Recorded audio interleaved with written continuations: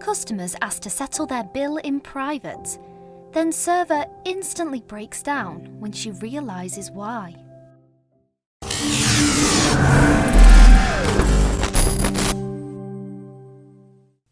The Sea Grape Cafe in Fairfield, Connecticut is a local pub. It was established in 1980. It's a popular spot for tourists and college kids. But what happened one day to one of the servers that worked there is something that no one who witnessed the scene will ever forget.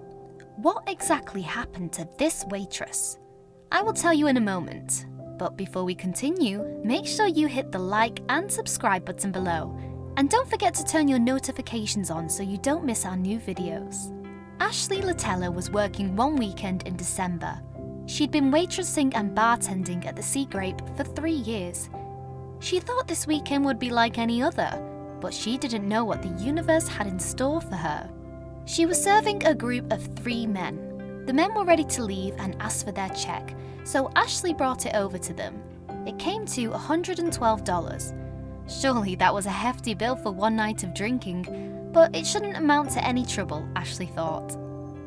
But when the bill came, the men didn't settle up right away. Rather than handing over their credit card, they did something else. They asked if they could settle the bill privately.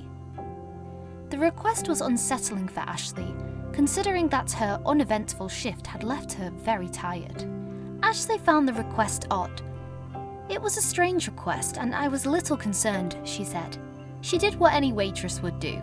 She notified her manager, Carlos Carmel Jr., who immediately came to the table to speak to the customers. It's understandable why Ashley found the request unsettling.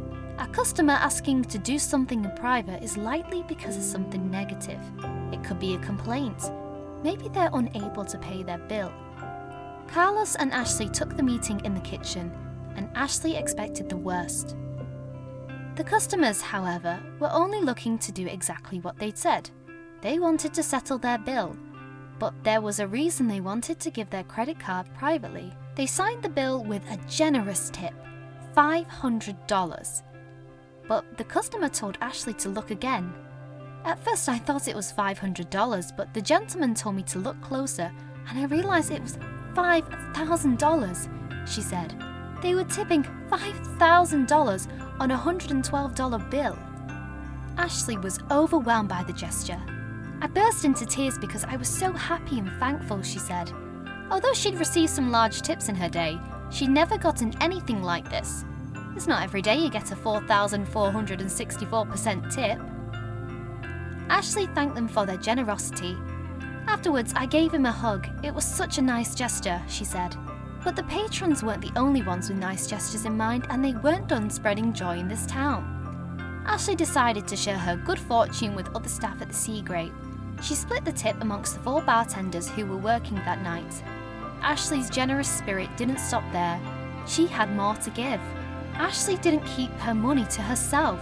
She decided to use her portion to buy toys for disadvantaged children. And she wasn't alone, as her manager Carlos did as well. This was our way of sharing our good fortune with the community, said Ashley.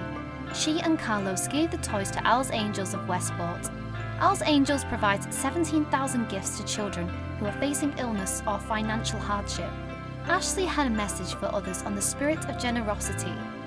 There are great people, generous and giving people out there, she said. I think the moral of the story is it doesn't matter how much money you have, you can still give. The tipper wasn't done being generous. People all over the country have reported extremely generous tips from strangers at restaurants. The customer's signature was a clue. The customer signed the bill, Tips for Jesus, and it turns out that was his calling card. Tips for Jesus is an Instagram account. It has 84,600 followers, and they do just what they did at the Sea Grape, tip substantially. Their tagline is, doing the Lord's work one tip at a time. The Instagram account is full of receipts and smiling servers. All of them have one thing in common, substantial tips. But the photographs come from all over, Los Angeles, San Francisco, Chicago, even Russia. The tipper is quite the traveller, and he must have the money to do so. When Tips for Jesus began in 2013, the tipper was anonymous. #TipsForJesus trended on social media. It's no surprise. In December alone, there were tips of $7,000, $3,500, and $1,000. Arjuj Dawan, a worker at Bo's Kitchen and Bar Room, received a $1,000 tip. The tipper even gave his phone number to manager Benjamin Kramer in case the credit card company had any issues with the tip amount. Kramer called American Express, and the person assured him that the tip was real. Kramer wanted to pursue the tipper's identity, but didn't. The tipper had asked for anonymity, so Kramer respected it. People speculated who the tipper might be, but their identity remained hidden and rumours swirled.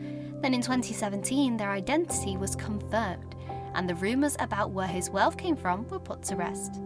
Tips for Jesus was created by Jack Selby. He's a former executive from PayPal. He was part of what's known as the PayPal Mafia. The PayPal Mafia are a group of executives who went from PayPal to create other tech ventures and who have made billions doing it. Selby's goal was to create copycats who would repeat the gesture.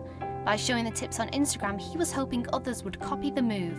Although he would sign many of the receipts, God bless, he said it wasn't a religious gesture. The movement we have started is intended to be agnostic, he said. Regardless of the reasoning behind his intentions, Selby has undoubtedly changed people's lives for the better. The many smiling faces on the Instagram account are proof. One waiter even took his family on vacation with the tip he received. It's no doubt that Selby has changed lives. That isn't the only happy ending. Ashley and Carlos, the waitress and manager who donated their portion of the proceeds to buy toys for the children, had something else to share: their hearts. The two got married in 2015. No doubt that those two generous spirits will share a lifetime of happiness. What would you do if you received a $5,000 tip? Share in the comments section below, and thank you for watching the video.